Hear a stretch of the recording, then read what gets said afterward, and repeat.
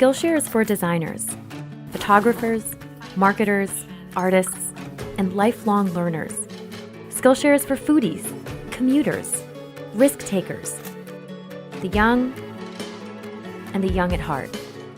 It's for strategists, free spirits, purists, the bold, the curious, the characters, the makers, and the breakers.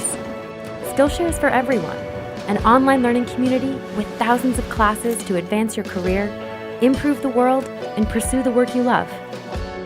What will you learn next? It all starts on Skillshare.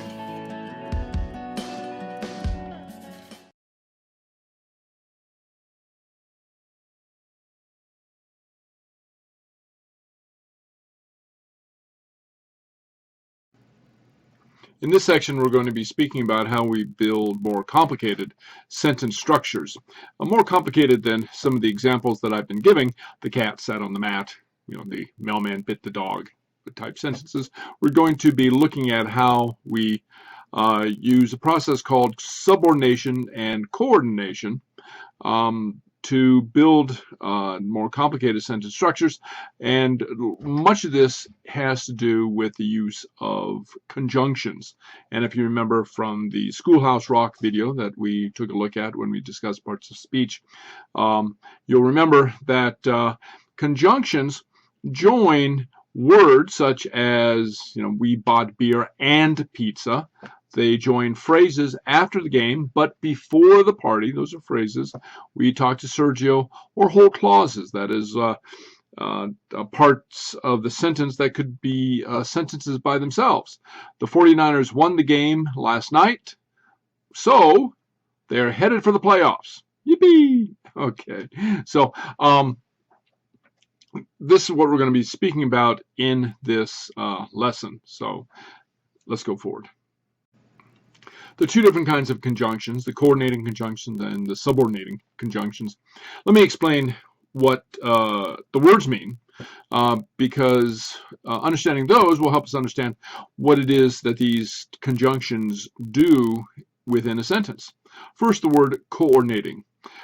Co means to work in or perform in conjunction with or in partnership or on an equal level with something. And ordinate means to put into order. So to coordinate means to put in order on an equal basis.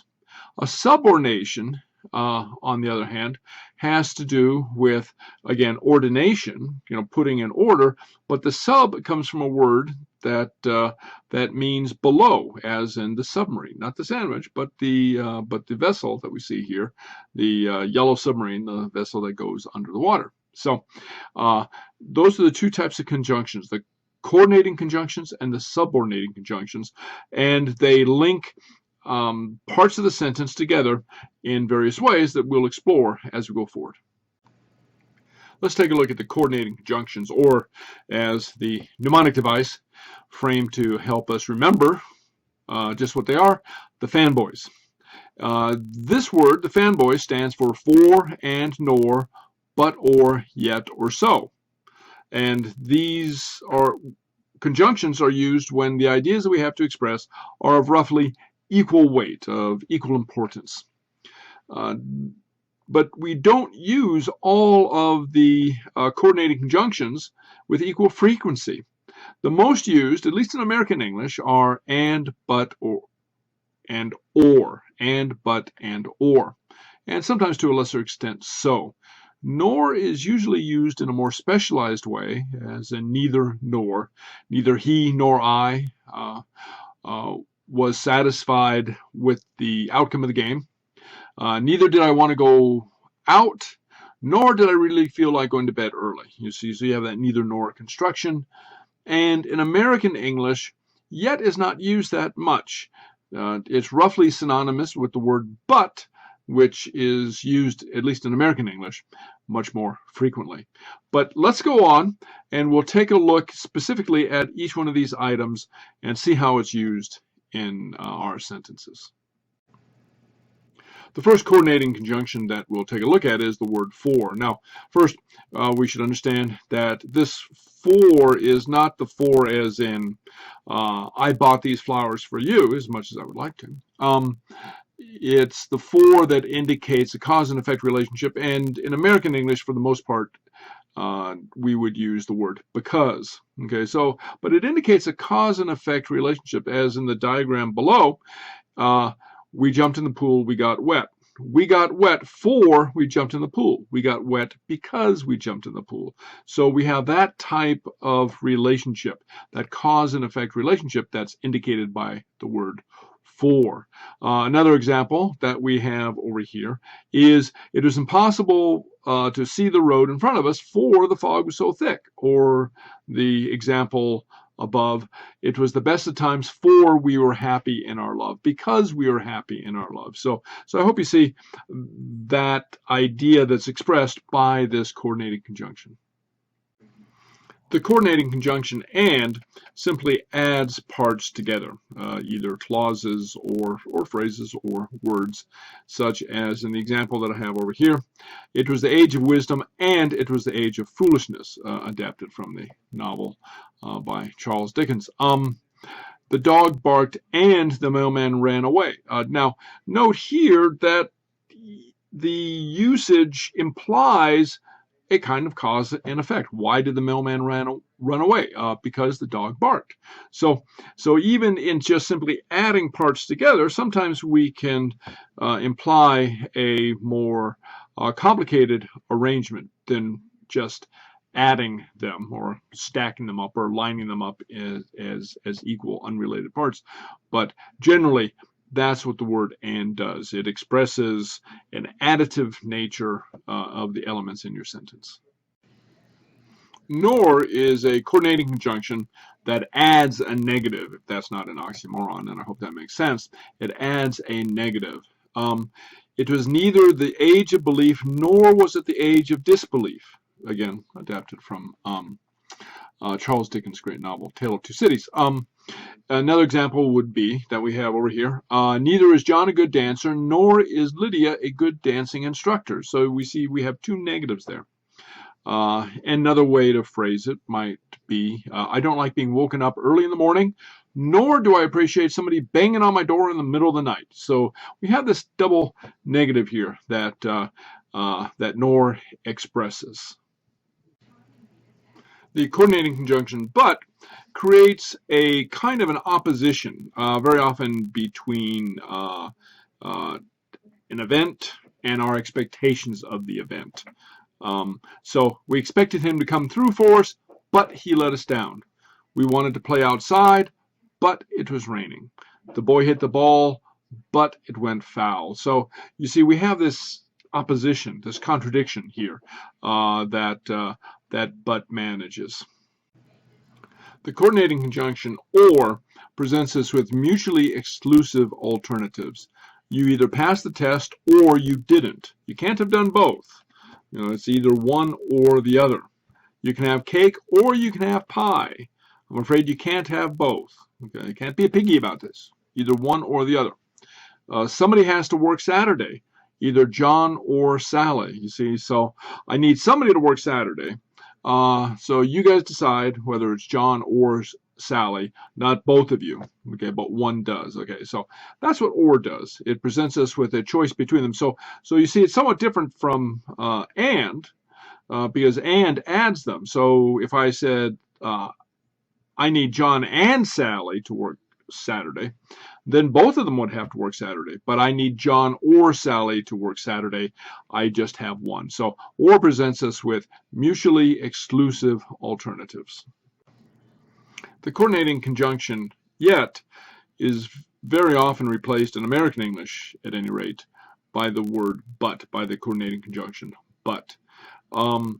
So as a conjunction, it's used in the sense of it was a dreary day, yet for some reason I was strangely happy. You see, so we set up an opposition, the same with the word but.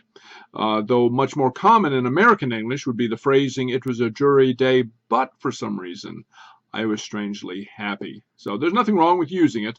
It's just not that common in American English. However, I will note as an aside that sometimes as a conjunctive adverb it is used in American English. So, for instance, according to the example that I have over here, yet such things do happen. So using it as a conjunctive adverb at the beginning of a sentence is perhaps much more common in American English than its use in the middle of a sentence as a conjunction. So we come to the last of the coordinating conjunctions. So expresses a logical extension. Okay, so it could mean in order that, eat your broccoli so you may have dessert, in order that you may have dessert. Okay, study hard in school so you can get a good job after you graduate, in order that you can get a good job after you graduate. Okay, it also expresses the idea of with the result, for the reason, therefore, an idea like that. I wanted a book, so I went to the library. The little boy ate the whole pie, so he got sick. So it also expresses the idea of therefore or with the result. Okay, so that's the last of the coordinating conjunctions. There is an exercise attached to this lesson on the coordinating conjunctions and the subordinating conjunctions, which I will discuss starting in the next slide. So now we come to the subordinating conjunctions. And remember, the subordinating conjunctions are those conjunctions that, they subordinate, which means they put lower in order of importance. They support the main idea of the sentence. They are not part of the main idea of the sentence, which is what the coordinating conjunctions do. Okay, so now we see the list here. We have the mnemonic device, the wabbits, okay, and this helps us remember just what these are. So just like we learned fanboys for the coordinating conjunctions, the wabbits help us remember the subordinating conjunctions. And please don't be too distracted by the little bouncing rabbit up there. But we have words like when, wherever, where, while, although, after, as though, for be, because, and before, for I, if's a big one, okay, very, very often used. The T for till or until, for though, also used as although, and the S for since or so that. So these are the subordinating conjunctions. Now, what these do is they communicate logical connections, and so conjunctions just don't willy-nilly nail things together, join things together. They show logical connections between parts of speech. So they indicate time, such as when, while. They indicate a reason, such as because or so that. They indicate concessions, such as although, right? Okay, so these are what the subordinating conjunctions do. Now, in the text, you'll see a complete list, and you can study those and learn those. But now let's go on, and we'll take a look at some specific examples of the types of logical connections that the subordinating conjunctions facilitate. Now we're going to look at the way in which the subordinating conjunctions form logical connections. And so the list over here shows us some of the time indicators that subordinating conjunctions form. For example, it's always darkest before the sun rises. It's always freshest after it rains. Or while I was outside working in the yard, he was inside watching the football game on TV and drinking beer. Great buddy he is, isn't he? Now, one thing that this last example offers us too is that we can see that the subordinating conjunctions allow the subordinate clause to come before the main clause. Okay, so with the coordinating conjunctions, the fanboys, the conjunction has to come between the two clauses. The boy hit the ball and he ran to first base. It wouldn't make any sense to say and the boy hit the ball, he ran to first base. Okay, so that wouldn't make sense. But you can have such a construction with the subordinate conjunctions. You can have the subordinating conjunction and the subordinate clause come first. And then after that, the main clause. So since the zombies attacked, you see, that's the subordinate clause, I just have not been myself. Another meaning that the subordinate conjunctions provide for us is a relationship of cause and effect. So, for instance, in the sentences here, we see such an example as it was impossible to see the road in front of us because the fog was so thick, or you'll see the alternative possibility since the fog was so thick, though of course this is a different usage of the word or different meaning of the word since than we saw above, in which it was used to reference time, and here it's used to reference a reason why something is. And another such word, why. I wonder why the vampires hate werewolves so much. Can't we all just get along? So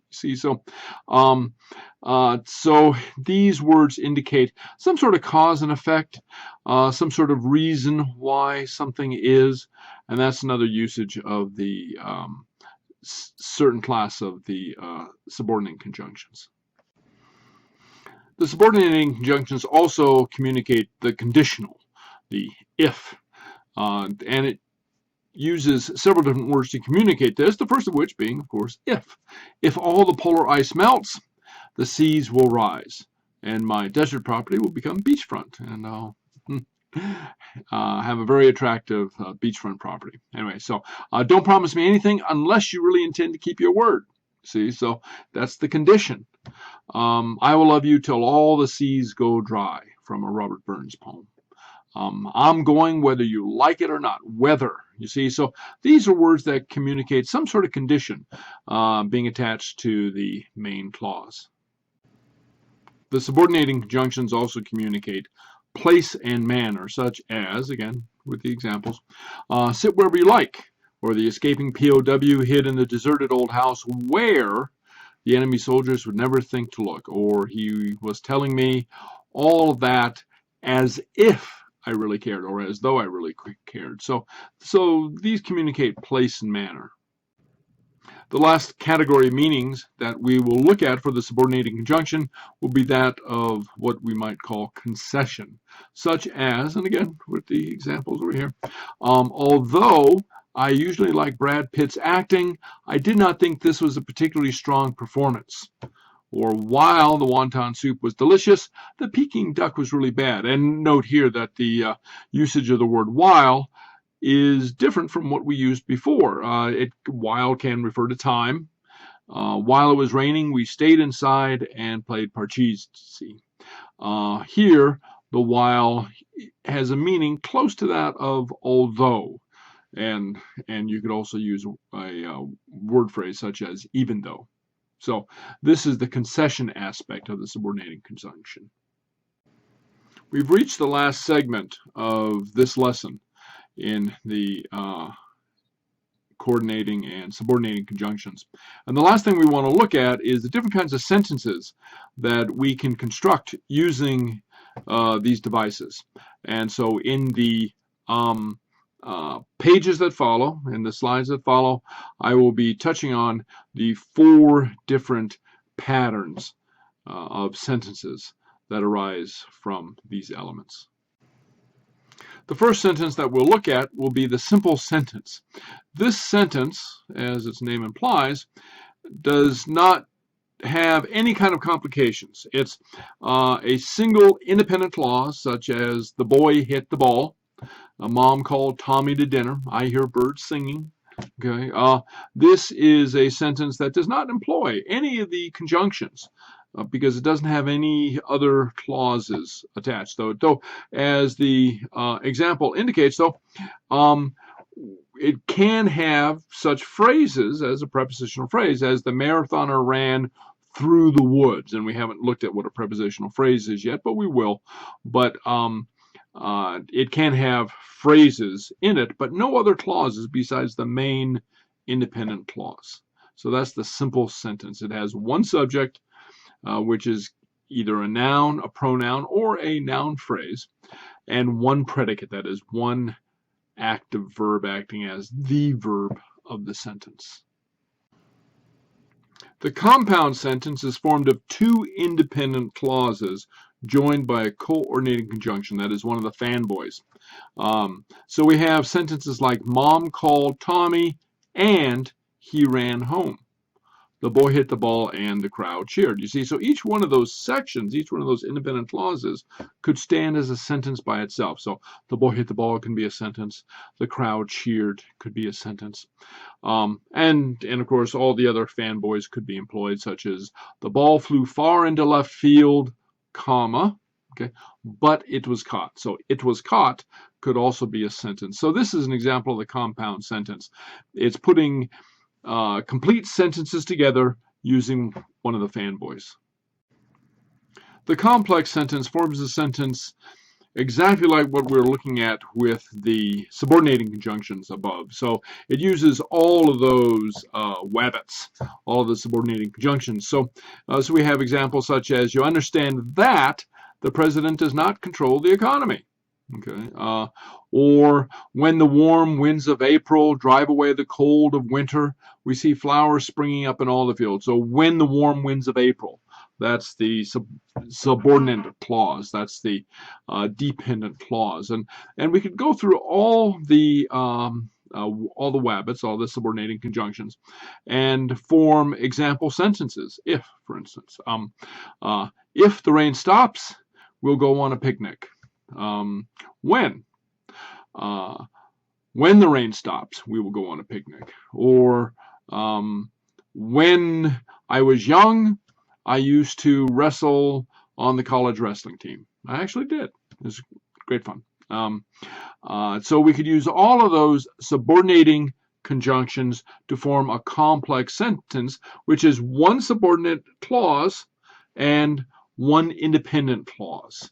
Okay, so, and again, note that the subordinate clause can come either at the beginning, okay, although I usually love to watch movies, I don't feel like it tonight, okay, although, okay, or I